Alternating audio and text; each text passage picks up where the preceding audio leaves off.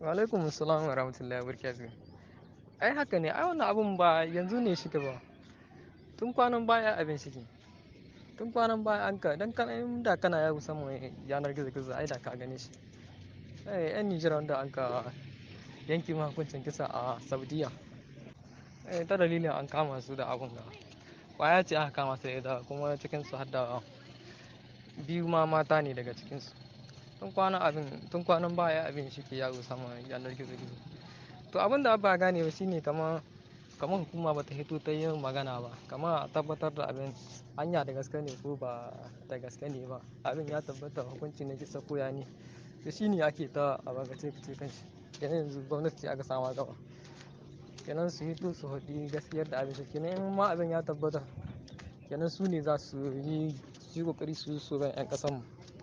Kuma duk da dai wasu suna ganin cewa kamar kasan ita sun Saudiya irin shari'a da suke irin na musulunci ne ko in ce shari'ar musulunci ne suke. Wasu suna ganin kaya ba lalle ba ne ba su yarda kamar a ɗan yi abin da za a yi kamar a samu aili beran su. Yanzu dai kawai gwamnati ta dai kawai aka samu a ido. Kenan a gani komi za su iya yi a samu dai a yi abin su. A samu aili beran su za a yi in kuma su sanar da za a yi dai. Inda ka san a ce ma gobe za a kashe ka. Ka san abin gaskiya da kwai wahala kuma akwai tausayi daga cikin abin. Kenan gwamnati ce ya kamata ta duba wannan abun.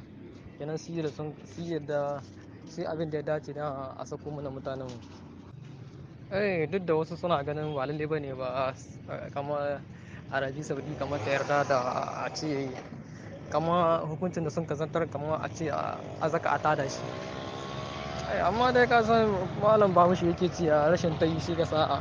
A bar banza ko a bar mene yana suke. Lallai a gwada dai a gani. Inda rabo ka ga sai a dace. Allah dai ya tabbatar mana da alkhairi. Allah ya sa a dace.